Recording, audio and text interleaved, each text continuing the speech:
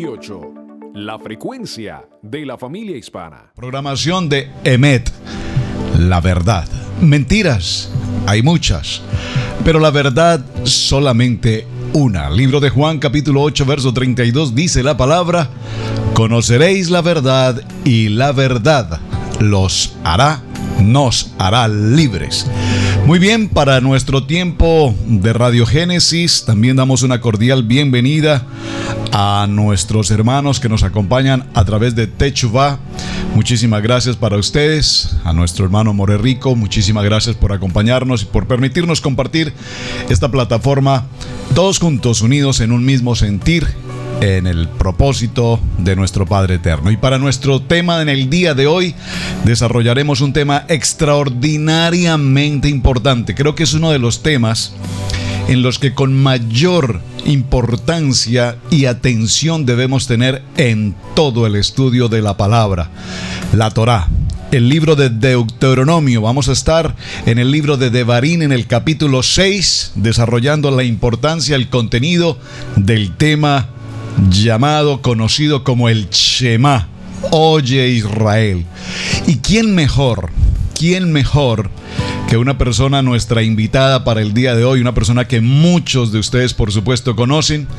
Creo que, como dice un argot popular, no necesita presentación, pero una persona absolutamente idónea para que nos dé explicación clara sobre la importancia de Shema. Con nosotros, nuestra invitada para el día de hoy, la More hermana preciosa, colaboradora, Liliana Hunter. Bienvenida, hermana Liliana. Muy buenos días. Bueno, muy buenos días, un gusto, de verdad para mí siempre es una bendición hablar con ustedes y poder compartir con todas las personas la palabra del Eterno. Buenos días.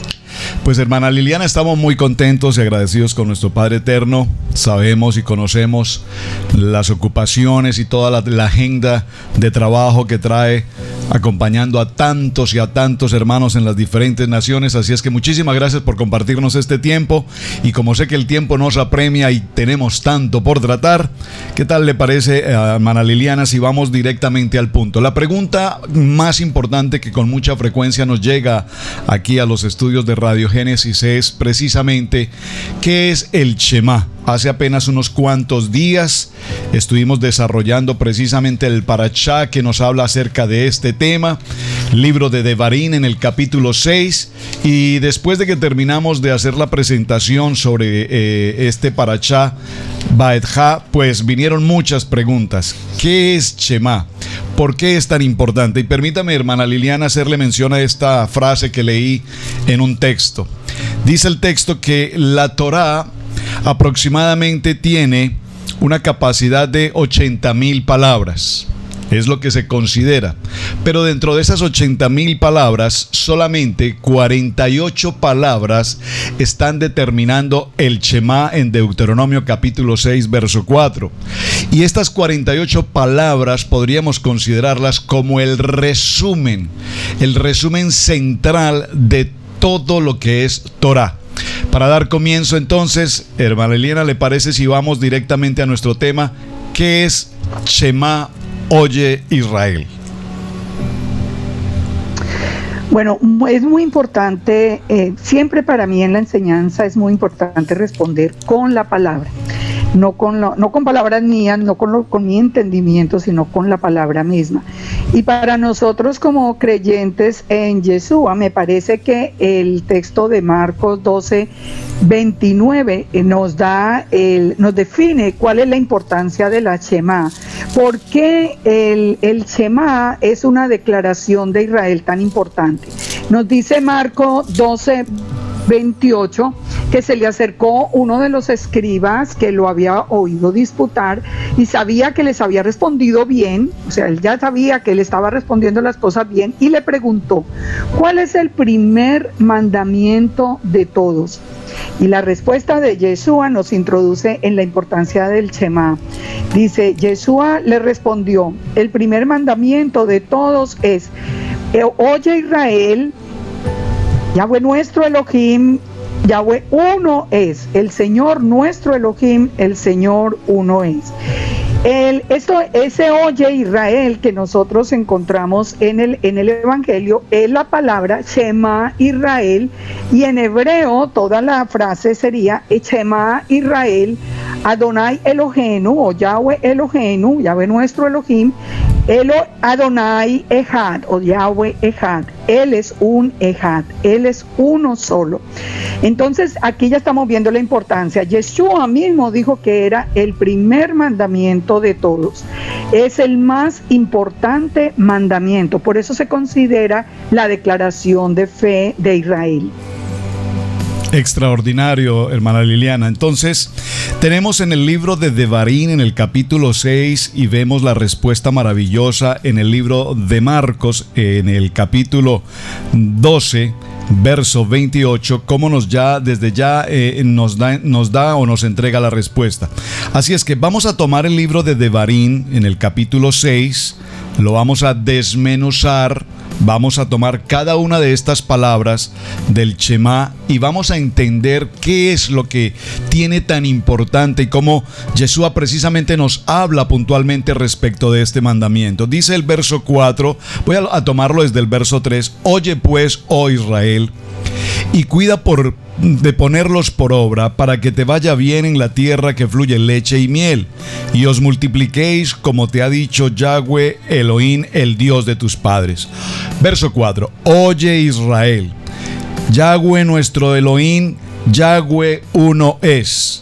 Y amarás a Yahweh tu Dios de todo tu corazón y de toda tu alma y con todas tus fuerzas.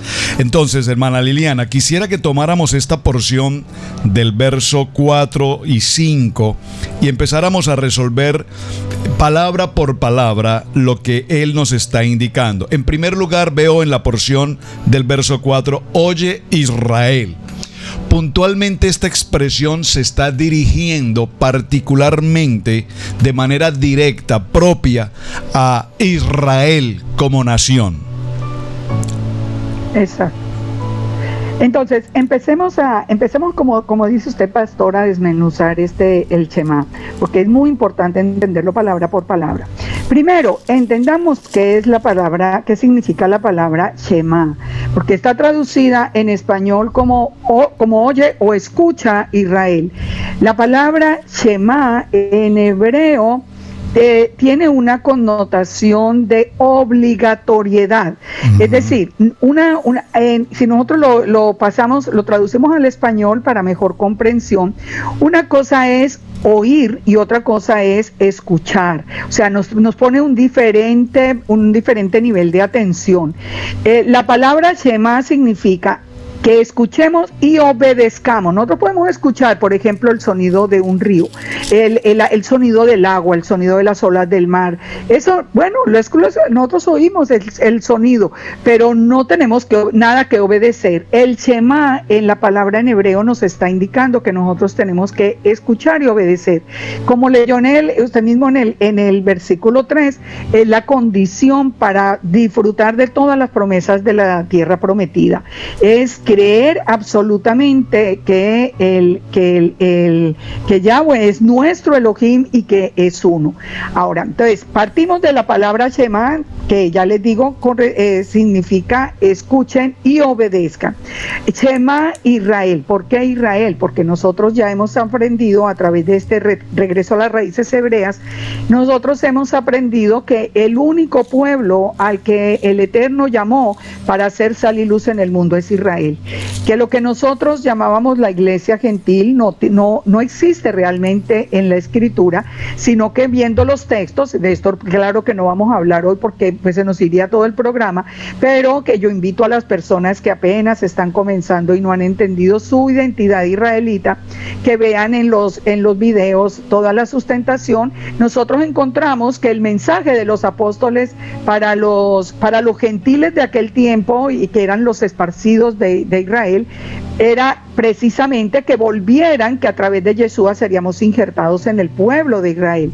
Por eso esta Shema no es un asunto judío como muchos creen, sino que es un asunto del pueblo del Eterno. Por eso le está hablando a Israel. Israel es el pueblo y Israel es el que va a entrar en la tierra prometida. Israel es el que va a entrar en la nueva Jerusalén. Recuerden que no hay puerta para los gentiles. Ahora, ¿qué es lo que tenemos que escuchar nosotros como pueblo? Nos dice, Yahweh nuestro Elohim, Yahweh uno es. Primero que todo, algo que yo quiero aclarar muy, muy importante. El Elohim de Israel se llama Yud-He-Vav-He, se llama Yahweh. Él es el Elohim de Israel. Él es el único nombre que recibe el título de Elohim. Nosotros cuando estábamos en el cristianismo y cuando hoy escuchamos las enseñanzas del cristianismo, encontramos una de las distorsiones más frecuentes es llamarle a Yeshua Elohim. O sea, y esto es un tema que yo voy a tratar de desmenuzar porque es que yo sé que es un tema bastante complicado de entender.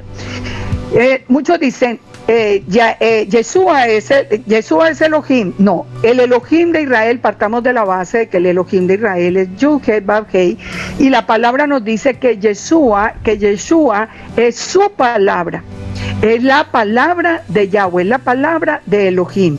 ¿Que Yeshua es divino? Sí, claro, absolutamente, porque Él es la palabra, Él es la boca de Elohim, pero el nombre del Elohim es Yud-He-Vav-He, que es nuestro Elohim. Ahora, lo que nos está advirtiendo el texto, que nuestro Elohim, Yahweh nuestro Elohim, es uno. Entonces, aquí vamos ampliando como esa gama de distorsiones que teníamos, porque nosotros aprendimos de una manera errónea desde la teología que había sido propuesta por la Iglesia Católica desde siglos atrás, el tema de la Trinidad. Nosotros pensábamos que el Eterno, que Yahweh era dioses, y se hablaba en las iglesias con mucha frecuencia del Dios Padre, del Dios Hijo y del Dios Espíritu Santo. Ahora, para las generaciones más nuevas existe un puntico como que no logran captar, que lo captamos nosotros, ya en el caso mío, por ejemplo, ya siendo una persona ya de mucha edad, ese sí lo entendemos muy fácil. Porque el tema, la palabra Trinidad específicamente, es una palabra que se ha ido como tergiversando y suavizando a lo largo de la historia. Lo que originalmente significa la palabra Trinidad, como la definía la Iglesia Católica, eran tres personas distintas y un solo Dios verdadero. Por eso se hablaba de que cada una de las tres personas distintas, esta es la palabra clave dentro del estudio del concepto de la Trinidad, eran tres personas distintas, es decir, el Padre era uno, el Hijo era otro y el Espíritu Santo era otro, y ellos tres reunidos eran Dios. Entonces, por eso se hablaba de cada uno por separado como Dios. Lo que nos está enseñando Deuteronomio es todo lo contrario, que nuestro Elohim es Yud-He-Vav-He, es decir, el Padre, para hablarlo en términos que más se entienden dentro del cristianismo. El Padre es nuestro Elohim, Yahweh es nuestro Elohim, Él es el Elohim de Israel, no hay otro, Él es uno. Ahora, dentro de esa unidad vamos a entender una palabra que es muy importante entenderla para poder captar el final del mensaje. Es la palabra Ejad. Recuerden, en hebreo estamos diciendo Shema Israel, Adonai Eloheinu, o Yahweh nuestro Elohim, Adonai Ejad. La palabra Ejad en hebreo es una unidad múltiple, es una unidad compuesta, diferente a la palabra Yahid, que es una unidad simple. Y esto, para nosotros, esto no existe en el español, y a veces al principio es difícil comprenderlo para muchas personas. Pero es importante entender que la palabra Ejad nos habla de plural, nos habla de una unidad compuesta. Cuando el Eterno constituyó el hombre y la mujer como uno delante delante de sus ojos lo constituyó dentro del matrimonio, lo constituye un ejad frente a sus ojos. Los dos son un ejad. Ellos dos son uno a sus ojos. Un racimo de uvas es un ejad. Ese es un ejad, un racimo, pero son varias uvas. O sea, el ejad es una unidad compuesta. El yahid es una unidad simple.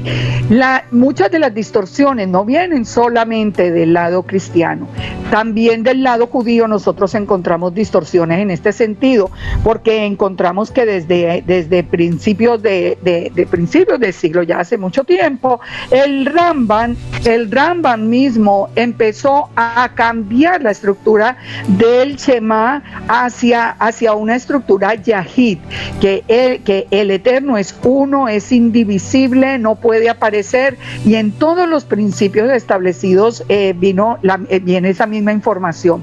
Entonces el judaísmo, aunque repite que es un ejad, en el fondo creen a las palabras del Rambam, que dice que es un yahid, que es indivisible, que no puede aparecer, que él es una unidad simple. Entonces, ¿qué sucede? ¿Cuál es el problema? Venimos con esta distorsión del lado del judaísmo y con la distorsión del lado del cristianismo, que ya nos dice que son tres. Entonces, tratamos de unir en el regreso a las raíces hebreas, tratamos de conciliar como una sola definición. Y el problema se nos ha complicado al salirnos de las escrituras. Cuando permanecemos en la escritura es muy fácil, pero cuando nos salimos a interpretarlo en nuestras propias palabras es difícil. Le voy a explicar por qué. Por un lado, nosotros cuando entendemos que el Eterno, que Yahweh es nuestro Elohim y que Yeshua es su palabra, y que cuando se está hablando del Rúa no se está hablando de nadie diferente, no de una persona diferente, sino del mismo espíritu de Elohim, del mismo espíritu que lo envía a través de Yeshua, entonces nosotros entendemos claramente que Yahweh es uno, no hay ningún problema. Él simplemente, lo que nos dice la palabra es que desde la misma creación Él puso su palabra, su boca, Él lo puso aparte de Él por un tiempo, mientras todo el plan de las escrituras.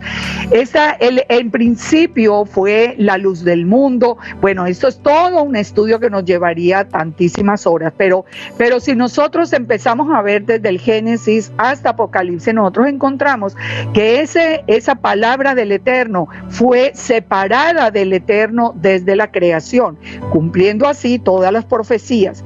Ahora, encontramos la palabra del Eterno, por ejemplo, caminando en el Edén. O sea que ya sabemos que esa palabra del Eterno, que después el Evangelio de Juan nos dice que es Yeshua, la palabra que se hizo hombre, en aquel tiempo del Edén no se había hecho hombre, pero ya era visible en el Edén, ya podía aparecer, y después como aparece a través de la figura del ángel de Yahweh, etcétera.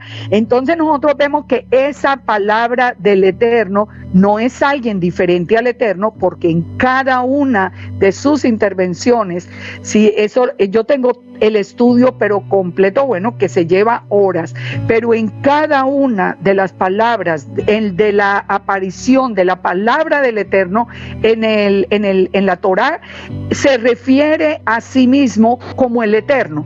A ver si me están entendiendo. Cuando aparece el ángel de Yahweh, o cuando dice que la palabra del Eterno vino en forma visible, como vino Abraham llamándose el Shaddai, como estaba en el Edén con Adán y Eva, él cuando esa palabra habla, se refiere a él mismo como yo, el que lo saqué de Egipto, como yo, se refiere a él mismo como el Eterno. Por eso nosotros sabemos que no es alguien diferente, como nos había dicho el tema de la Trinidad.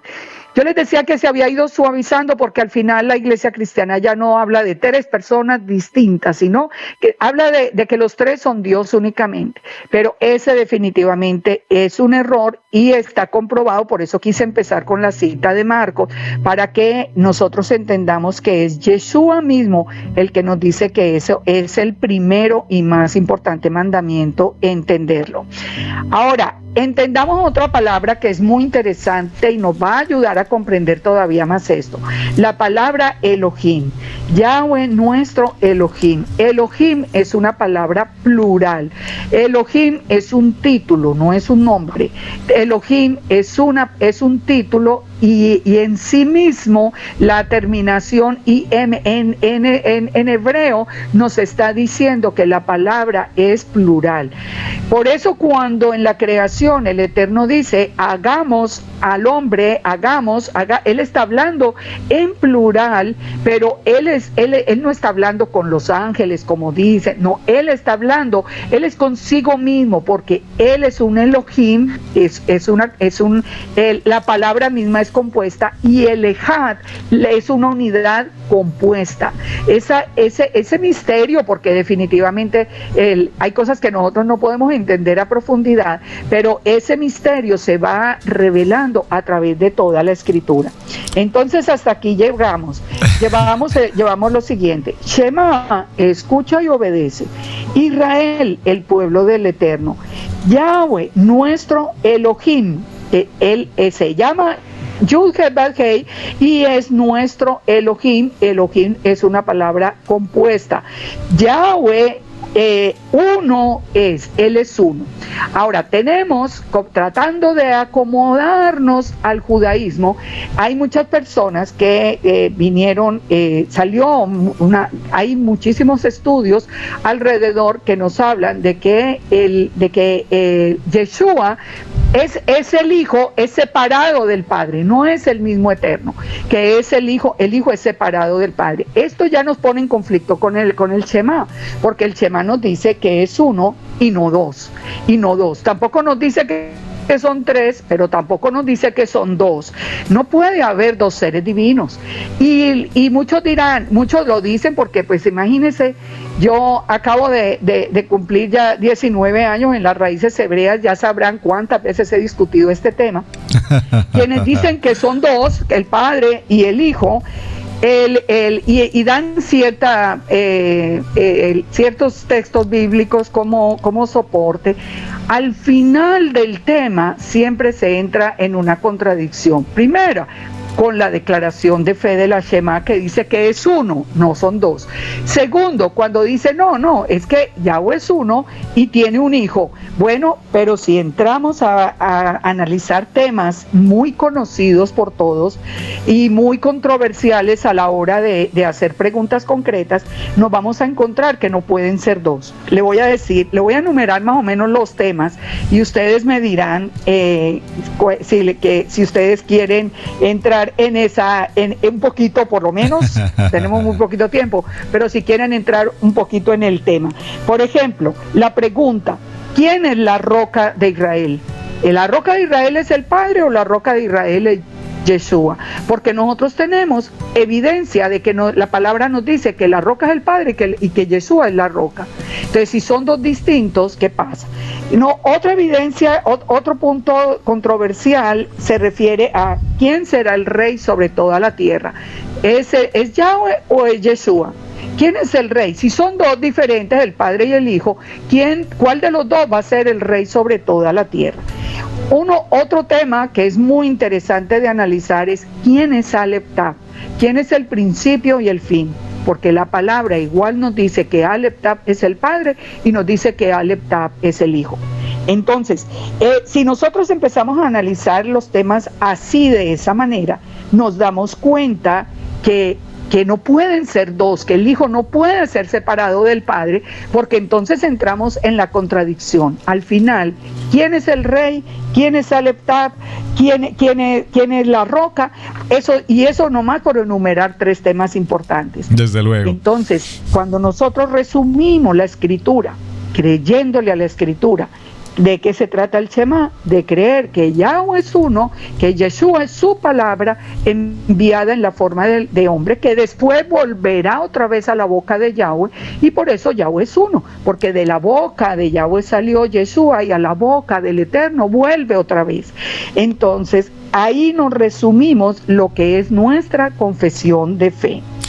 Ahí hasta el texto de 6.4. Correcto. En este orden de ideas en lo que vamos avanzando con el tema, y yo me he tomado, he querido escucharle, hermana Liliana, porque sabía que al mencionar esta expresión, oye Israel, Elohim, nuestro Dios, Yahweh uno es, sabía que íbamos a hablar de Ejad, íbamos a hablar de unidad, íbamos a hablar de incluso del contexto que se menciona con tanta frecuencia del tema de la unicidad, y definitivamente considero, hermana Liliana, que justo en este punto particularmente necesitamos dedicar un muy buen tiempo para entrar y profundizar sobre el tema, porque también sé que hay cierta, como usted lo ha mencionado, cierta dicotomía al respecto.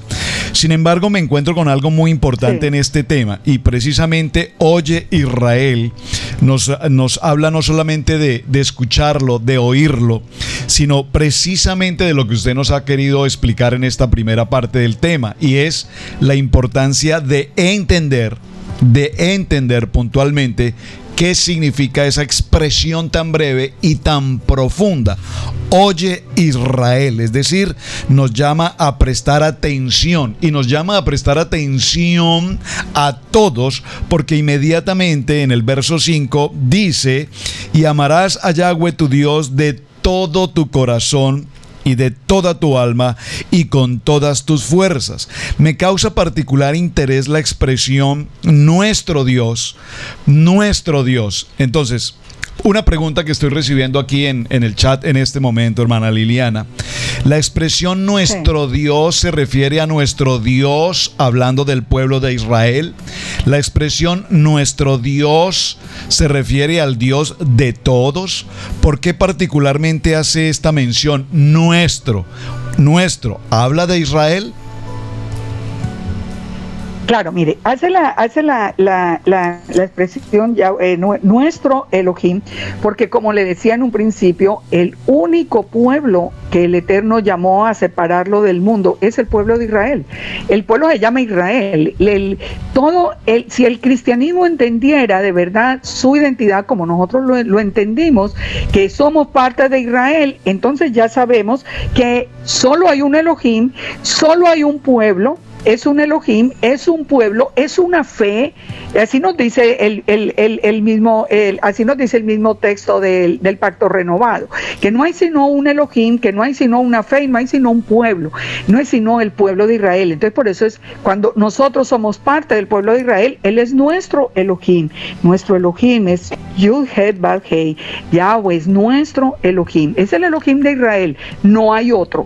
Hay falsos Elohim, hay falsos dioses. La tierra está llena de falsos dioses, pero el Elohim de Israel se llama Yud Het Vav Hei. Cualquier persona que cree en el Todopoderoso, creador del cielo y de la tierra, en el Elohim vivo y verdadero, es parte de Israel. Lo que pasa es que no ha entendido esto por las enseñanzas que ya le digo se habían distorsionado, y se habían distorsionado, permítame hacer esta aclaración por las personas que estén escuchando más nuevas.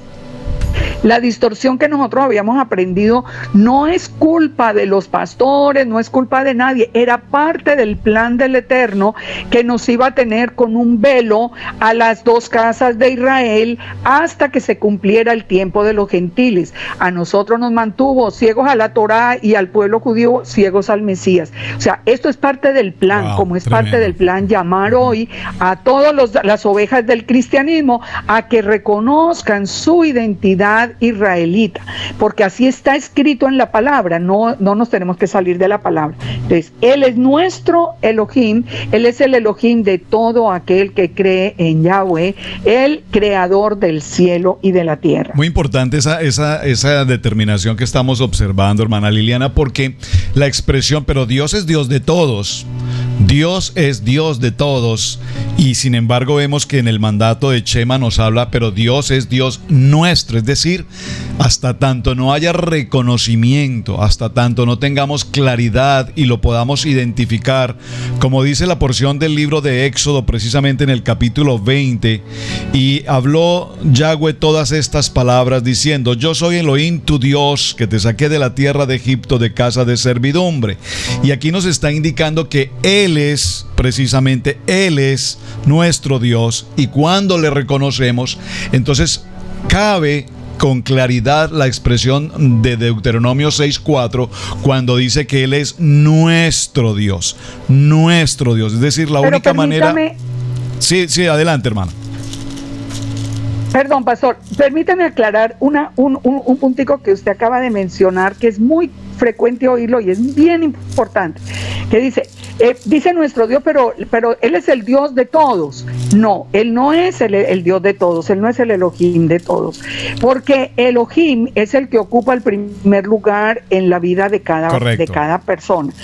Elohim, no es el Elohim de todo. Hay muchos que su Elohim es el dinero o cualquier otra religión falsa o los mismos hombres, cualquier cosa.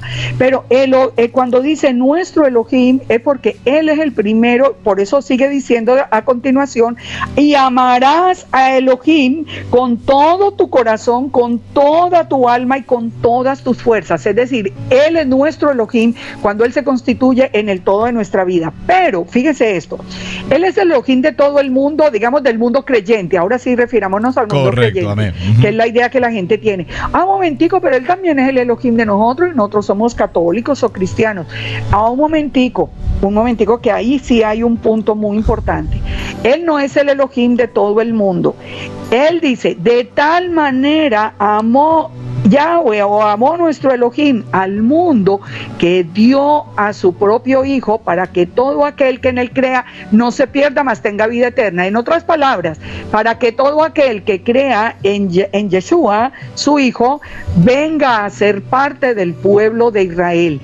Definitivamente, fíjese que hay un texto que muy pocas veces o nunca, diría yo, nunca escuché una reflexión sobre eso en la iglesia. Cuando en el Salmo 121 se habla de que no se adormecerá ni dormirá el que guarda a Israel. Yo nunca encuentro que diga el que guarda la iglesia, el que guarda al mundo entero. No, Él guarda a Israel, Él protege a Israel, Israel es su pueblo.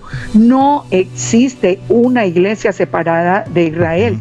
Si ustedes van a Efesios 2, desde el versículo 11, lo van a ver bien claro, que los gentiles que no tenían Elohim, que no tenían pacto, que no tenían promesas, no tenían la ciudadanía de Israel, bien claro que lo especifica, en pasado, eso eran los gentiles, o sea, eso es lo que define la persona gentil.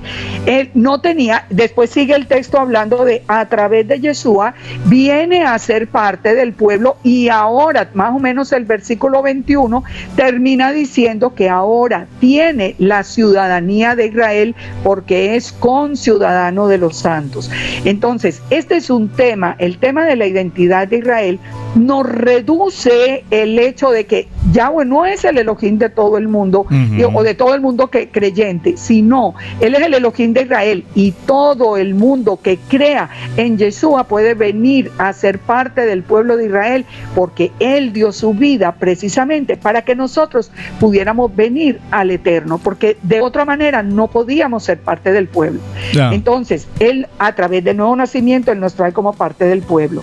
Entonces, sí es el Elohim de Israel solamente. Solo hay promesas para Israel. La tierra prometida es para Israel. Y lo más importante que la iglesia reflexione, miren por favor, las personas que están escuchando de la iglesia, ¿dónde hay una puerta para gentiles, para la iglesia cristiana, para entrar dentro de la Nueva Jerusalén? Son 12 puertas con los nombres de las 12 tribus. Eso nos tiene que hacer pensar, oye, un momento, entonces yo tengo que ser de Israel para entrar en la Nueva Jerusalén. Sí, tenemos que tener la identidad israelita. Entonces, como Él es nuestro Elohim, nos dice a continuación que lo amemos con todo el corazón, con toda el alma, con todas las fuerzas, y que las palabras que Él nos dice, es decir, su voluntad, su Torah, sus mandamientos, tienen que estar sobre nuestro corazón. Se las tenemos que enseñar a los hijos, tenemos que hablar de ellos estando en la casa, andando por el camino, al acostarnos, al levantarnos, que las pongamos como señal en la mano, como frontales entre los ojos, en los postes de las puertas, en los postes de la casa, en las puertas. puertas. O sea, aquí nos resume, si Él es nuestro Elohim, el Elohim de Israel, nosotros debemos amarle y tenemos que aprender su palabra y tenerla grabada de tal manera en el corazón y de tal manera que por donde caminemos nosotros recordemos. Fíjense que de aquí vamos encontrando otra de las distorsiones ahora que estamos de regreso a la verdad. Y otra de las distorsiones que fue, no, la Torá o la voluntad del Eterno ya está abolida. Yeshua vino a abolir la Torá y nosotros tenemos ahora simplemente que amar al Eterno con todo nuestro corazón y al prójimo como a nosotros mismos. Pero resulta que la palabra amar, que está aquí en el verso 5 de lo que estamos nosotros analizando, la palabra amar al Eterno implica obedecer su palabra. Por eso el Shema también hace relación a escuchar y a obedecer. Amar el amar para el Eterno es guardar sus mandamientos. Por eso la palabra nos dice en Juan, el que dice que me ama y no guarda los mandamientos es un mentiroso. Entonces, aquí incluimos una definición nueva.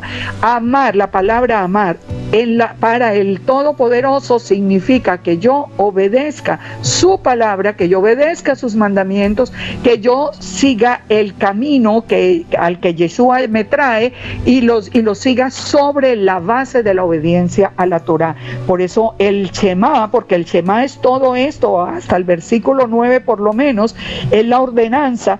Y de ahí en adelante, claro, pero hablando del Shema propiamente, él inmediatamente, no es solamente crea que es uno, no es solamente crea, obedezca lo que tenemos que obedecer, que es la voluntad del Eterno, las palabras que el Eterno nos ha mandado, los mandamientos que Él nos ha dado.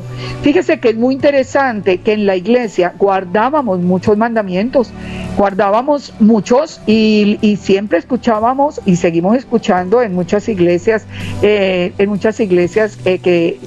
la insistencia del pastor para que la gente lleve una vida de santidad y se enseñan los mandamientos. Pero ¿qué pasó? Que se cambiaron unos mandamientos, y ese es el regreso a las raíces hebreas, cuando el Eterno nos está advirtiendo, no, ustedes tienen que volver a su identidad israelita, ustedes tienen que volver a la obediencia a mi voluntad, a lo que yo ordené, no a lo que los hombres cambiaron, y tienen que volver a creer que yo soy uno. Entonces salimos de los tres, salimos de los dos, volvemos al uno, salimos de los mandamientos que se habían cambiado, como el Shabbat que se había pasado por orden de Roma para el domingo, regresamos al Shabbat, nosotros volvemos otra vez, se nos había enseñado que podíamos comer de todo, volvemos otra vez a lo que el Eterno ordenó que debíamos comer, etcétera. Todo esto lo resume el Shema. Ese punto, y esa hermana última Liliana, parte muy importante, la de repetirla a los hijos. Exacto. Ese punto que estábamos tratando, y bueno, Dígame, definitivamente perdón, usted lo trabajó y lo profundizó con mucha claridad. Permítame solamente hacer una pequeña recopilación de este aspecto de amar, porque una de las inquietudes que tenemos precisamente aquí en el chat es la palabra amar. Ya repito, usted la explicó muy bien en cuanto a obedecer. Entonces empecemos a juntar piezas y resumir en el sentido de que Él es uno, en el sentido de que Él habló, dice el libro de Shemot capítulo 20, cuando Dios habló estas palabras al pueblo de Israel, representando las 70 naciones: yo soy Dios, creer que Él es Dios, único Dios. Y cuando nos habla de amar en el sentido de, no en un sentido intelectual, no en un sentido emocional, no en un sentido afectivo, porque el ser humano ama de manera condicional. Si tú me amas, yo te amo, o yo puedo dejarte de amar en cualquier momento. Amo mi trabajo, amo mi diario vivir, pero también hay momentos en que a mi trabajo no lo amo. Entonces el amar a Dios tiene una profundidad mucho más allá de lo que nosotros humanamente entendemos en la expresión amar desde el punto de vista, repito, emocional. Amar tiene que ver con obediencia, amar tiene que ver con definitivamente responder a estos mandatos, a esta promesa que Dios nos ha entregado. De tal manera que cuando mencionamos la palabra amar, tiene que ver también incluso con fe, con la emuná de saber de que Dios, así como yo le amo, Él me ama, y yo tengo la responsabilidad delante de Dios de obedecerle. En esta semana, hermana Liliana, estábamos hablando, creo que el fin de semana anterior, en el Parashá de Kep, yo estaba mencionando en el libro de Deuteronomio, en el capítulo 7, verso 12, dice: y por haber oído estos decretos y haberlos guardado y puestos por obra, Yahweh tu Dios guardará contigo el pacto y la misericordia. Y entonces nos dice que Él multiplicará y bendecirá. Es decir, usted dijo al principio de nuestra conversación una palabra que me impactó muchísimo, y fue esta: 19 años caminando en las raíces hebreas me han permitido madurar. Pienso que cuando estamos en los comienzos o en los procesos de transición o en el nuevo comienzo como creyentes, creemos que amamos a Dios y procuramos servirle en el sentido de prestarle atención a lo que Él nos dice. Pero cuando llegamos a un nivel más alto de madurez, entonces amar a Dios no es un asunto condicional, sino que amar a Dios se convierte en un asunto totalmente incondicional. Es decir, yo no lo amo esperando nada a cambio. Yo lo amo sabiendo que Él es Dios y que yo, por obediencia a estos mandamientos, todo lo que tengo, dice la palabra, amarás a Yahweh tu Dios de todo tu corazón. Y cuando viene esa expresión de todo tu corazón y de toda tu alma, el nefesh, y de todas tus fuerzas, entonces todo lo que tengo, todo lo que soy, todo lo que el Padre me ha entregado, todo se lo entrego ahora para poderle servir a Él. Entonces, ¿le parece, hermana Liliana, si definimos ahora en el texto que vamos el contexto de lo que significa corazón y de lo que significa alma y de lo que significa todas tus fuerzas? Bueno, en relación a amarlo con todo tu corazón, esa es una expresión realmente que nosotros sí podemos entender como amar de todo corazón. Pero en las escrituras nos advierte una cosa bien interesante. Nos habla con respecto al corazón. La escritura nos dice que hay corazones de piedra y hay corazones de carne. Sí. Pero fíjese cuál es la diferencia según la palabra del Eterno, no según definiciones de hombres. La palabra del Eterno nos define que el que tiene un corazón de piedra es aquel que no puede recibir la Torá. Dice que se pone el corazón como diamante para que la ley del Eterno, para que la Torá del Eterno no penetre en el corazón de la persona. Ese es el que tiene un corazón de piedra. Uh-huh. El que tiene un corazón de carne es el que tiene un corazón sensible a que la palabra sea escrita en el mismo corazón. Fíjese cuál es el propósito finalmente de Shavuot, inclusive en el texto de los Hechos. La promesa era que el Eterno enviaría el Espíritu Santo, el Ruach HaKodesh, el Ruach de santidad, para que colocara la Torá en nuestro corazón. Ese es el nuevo pacto, colocar la Torá en nuestro corazón.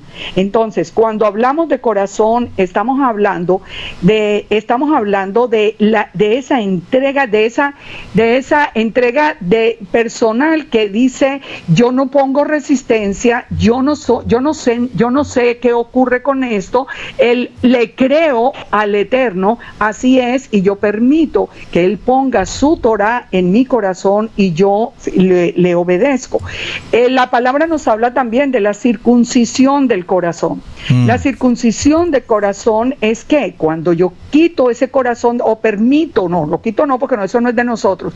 Cuando yo le pido al Padre que quite ese corazón de piedra que yo tengo, que no recibe la Torá, y lo convierta a través del Rúa de santidad en un corazón de carne. Ahí es cuando se circuncida el corazón, cuando se quita como esa primera capita de dureza que no permite que los mandamientos penetren en el corazón de las personas. Entonces, ahí es donde hace referencia a que lo vamos a amar con todo el corazón, es decir, con un corazón de carne, que ame la voluntad del Eterno.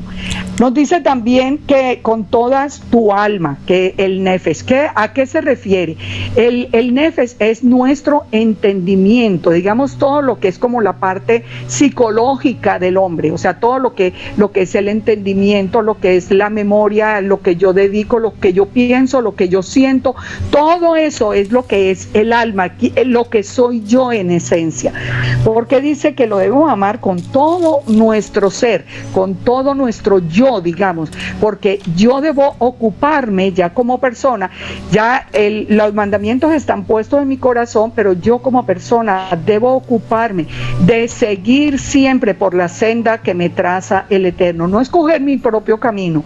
Yo tengo la capacidad, y eso lo vemos por ejemplo en la paracha de esta semana, yo tengo la capacidad de escoger entre bendición o maldición. Bendición si obedezco, maldición si desobedezco. Yo puedo escoger como ser humano. Ahora, el amarle con toda nuestra alma significa que mi decisión personal es: yo solamente voy a seguir los mandamientos del Eterno. Yo voy a creer en su palabra. Y cuando nos dice que con todas nuestras fuerzas, nos está hablando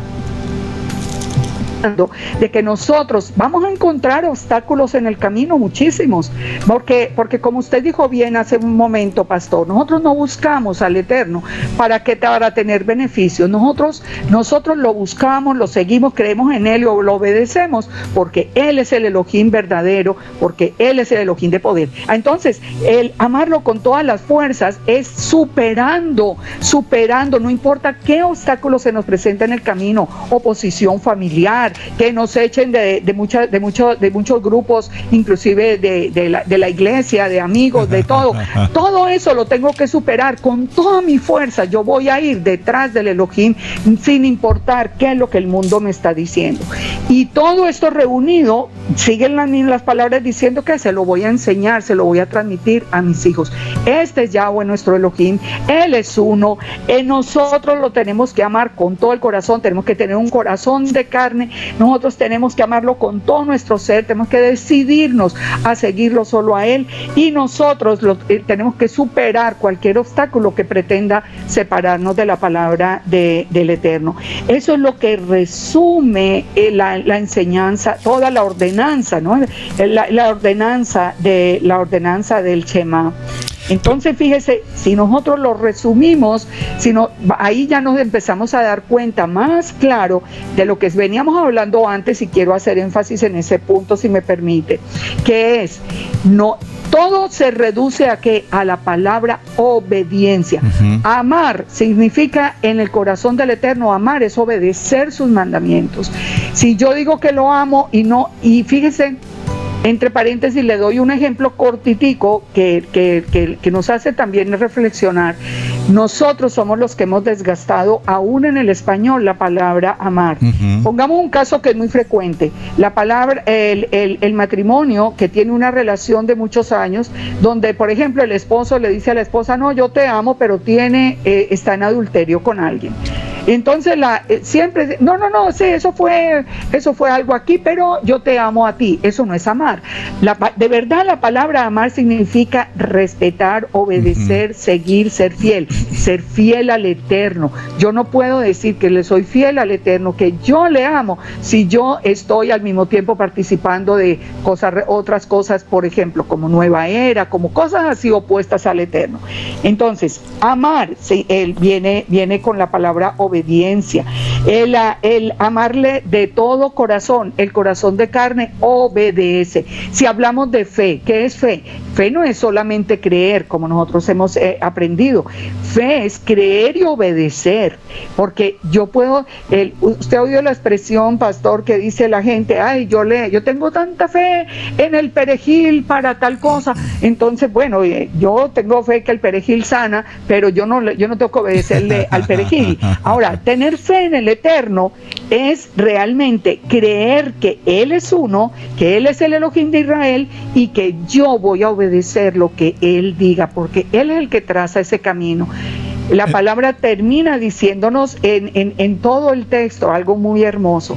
¿Qué pueblo hay sobre la tierra más bendecido que Israel, que tiene un Elohim vivo y que tiene unos estatutos que hacen de ese pueblo un pueblo sabio? Cuando yo vivo conforme a los mandamientos del Eterno, mi vida está en paz, mi hogar está en paz, todo está en paz. Yo puedo levantarme, yo puedo acostarme, yo puedo salir y nadie tiene que estar en problemas conmigo, porque si yo estoy guardando la Torá, yo sé que estoy guardando al mismo tiempo todas las ordenanzas de los países, todas las cosas, porque las ordenanzas del Eterno son perfectas. Así que ¿qué es lo que trae realmente paz, bendición, promesas y todo? El estar dentro del pueblo que Elohim guarda, porque en cualquier momento, cualquier cosa que sucede, Él es el que va a librar la batalla por nosotros, y la obediencia nos trae a nosotros bendición con la paz como consecuencia y bendición de parte del Eterno. En el texto que estamos considerando, hermana Liliana, en el capítulo 6, vemos, muy claro el contexto de amar, muy claro el contexto de lo que es el corazón y con todas tus fuerzas, y entendemos que amar no es un asunto emocional ni sentimental, porque sentimentalmente, como colocaba su ejemplo, el hombre le habla a una mujer y le dice te amo con todo mi corazón, es un mensaje totalmente emocional, pero amar al propósito del Padre Eterno es una decisión, y es una decisión de obedecer, y es una decisión de servir. En el verso 2 del capítulo 6 que estamos considerando también hay otra palabra muy interesante, y es para que temas a Yahweh tu Dios, guardando todos sus estatutos y mandamientos. Porque pareciera ser que hay muchas personas que quieren servir o sirven en los ministerios, pero no sirven con el mismo nivel de amar, más sirven con el nivel de temer. Es decir, si yo sé que en algo estoy incurriendo de los mandatos de obediencia, voy a recibir un castigo. Por lo tanto, yo quiero obedecer a Dios porque le temo a Dios en el sentido de miedo. Pero entre amar a Dios y temer a Dios en el sentido de responsabilidad, en el sentido de obediencia, entonces la expresión castigo o miedo tendríamos que separarla. ¿Le parece esta opinión? Sí, pastor, y una cosa, algo muy importante de definir es esa palabra temor, porque nos dice la palabra misma nos dice que el temor a Yahweh es el principio de la sabiduría. Amén. O sea, sí, nosotros Salmo sí tenemos que temerle al Eterno. ¿Y por qué tenemos que temerle? Temerle, que no es tenerle miedo, correcto, sino tener reverencia por quién es Él, porque Él, a una sola palabra, Él nos puede a nosotros borrar del mapa. O sea, Él es el que tiene el control sobre el cielo, sobre la tierra. Nosotros, para mí la mejor definición que da la palabra de lo que somos nosotros es que somos hierba del campo. O sea, si nosotros entendemos la distancia enorme, incomprensible que existe entre nosotros y el Eterno, que es el Todopoderoso, el único que tiene una palabra creadora, el que dice que a su presencia se estremece en el cielo y la tierra. Yo sí tengo que tener temor de ofenderlo, temor de inventarme una palabra que Él no ha dicho, temor de cambiar sus mandamientos, temor de enseñar lo que el Eterno no dijo. Yo sí tengo que tener temor, porque no temor al castigo, porque pues muchos hoy hasta se dice que no hay castigo, pero es temor reverencial frente a la majestad y al poder que tiene el Todopoderoso. Y eso, pastor, créame que eso se ha olvidado. Hoy lo estamos viendo, ese temor al Eterno está perfectamente borrado. No hay temor de ir más allá. Por ejemplo, la escritura aquí en Deuteronomio, dos capítulos anteriores, en Deuteronomio 4, el Eterno ordena, nadie le puede añadir a los mandamientos que yo ordeno, nadie le puede quitar. Bueno, ¿qué hicimos?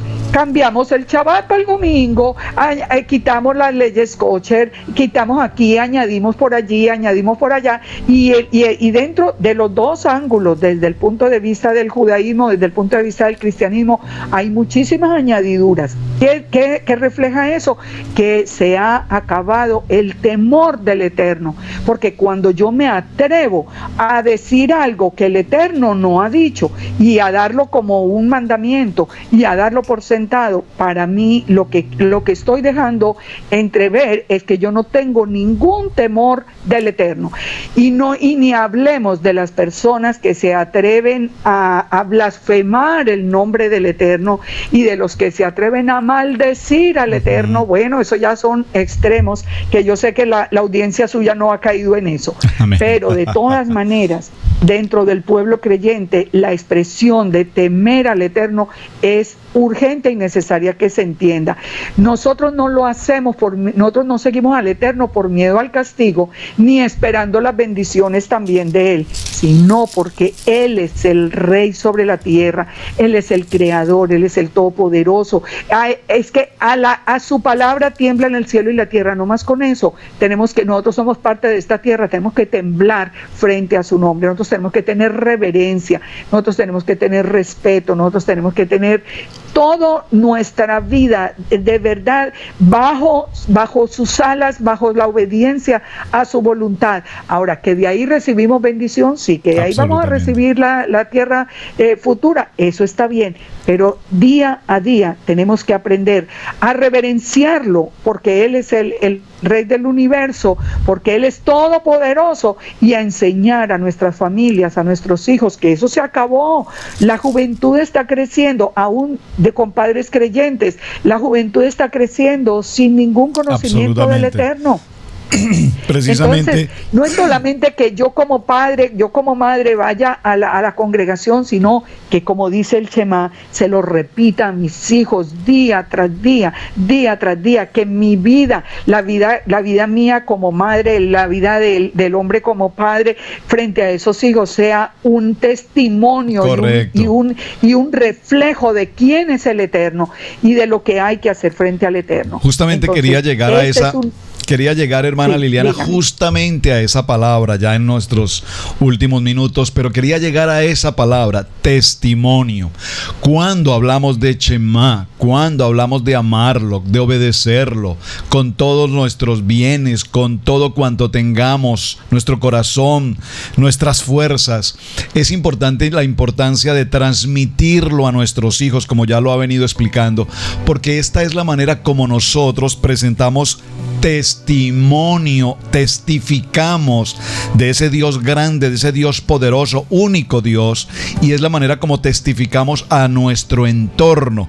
Al punto, tengo ya aquí una pregunta en el cierre, voy a tratar de que la podamos resolver en el verso 9, y las escribirás en los postes de tu casa y en tus puertas. Y la pregunta que me envía alguien acá es: ¿cuán importante es sí o sí que en nuestras casas esté puesta una mezuzá? Y con esta pregunta, hermana Liliana, pues lastimosamente tenemos que cerrar, pero me parece importante dar esta respuesta. Sí, yo pienso, y eso es un testimonio que nosotros estamos dando cuando nosotros colocamos la mezuzá en nuestra puerta. Estamos obedeciendo al mandamiento. Correcto. Y estamos reconociendo que esa casa le pertenece al Eterno. Y un último puntico muy importante, hagamos respetar nuestra casa como casa del Eterno. Que si alguien viene, no pueda hacer algo contrario a lo que el Eterno ordena, porque ese es nuestro espacio y ese es un espacio dedicado al Todopoderoso. Pero si yo pienso, la mezuzá debe ir en la puerta, es un mandamiento que nos identifica a nosotros como creyentes en el Elohim de Israel. Pues hermana Liliana, de verdad que el tiempo se nos pasa, escucharle es una delicia el poder escuchar la enseñanza.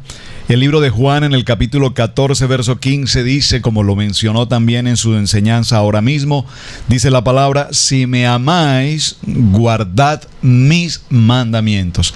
Hermana Liliana, muchísimas gracias por acompañarnos en este tiempo de Emet, la verdad, y de verdad, pues siempre con la invitación para que por favor continúe en otro momento compartiéndonos de todo esto maravilloso que Dios le ha podido entregar para enseñar a tantos de nosotros que queremos y estamos sedientos de esta palabra. A ustedes muchas gracias, pastor. A ustedes muchas gracias por la invitación. Ustedes saben que yo amo la palabra del Eterno. a mí sí que menos me alcanza el tiempo. Yo quisiera tener horas y horas y horas para seguir hablando de la palabra del Eterno, que es maravillosa. Yo les doy gracias por la oportunidad que me dan de compartirla. Y sí, yo espero que me vuelvan a invitar y continuamos con más temas, porque esto es inagotable. Oh, por favor. Aquí hay mucho que enseñar tan hermoso. Claro que sí. Muchas gracias, Liliana, pastor, y a toda la audiencia, que el Eterno los bendiga y los guarde, porque de verdad que bajo sus alas es donde estamos seguros. Hermana Liliana, por favor, recuérdenos su portal, su página web. Mi página es desde el monte de Efraín.org, desde el monte de Efraín, desde el monte de Efraín, y en YouTube aparece el muro como Liliana Hunter, o desde el monte de Efraín está todo el muro con todos los videos. Ustedes pueden entrar en el enlace videos de esa página y allí van a encontrar todos los videos de enseñanza. Muy bien, muchísimas gracias. Cualquier pregunta, estoy a la orden. Muy y pastor, que tengan un buen día y muchas gracias y shalom, shalom. Shalom para todos mis amados hermanos, gracias por acompañarnos en este tiempo de Emet. A nuestra hermana Liliana Hunter, muchísimas gracias. Y su hermano pastor Roberto Alfaro, me despido hasta una nueva ocasión. Shalom. Termina Emet. Mentiras hay muchas, verdades solo una. Emet, por Radio Génesis 128.org. Hasta pronto.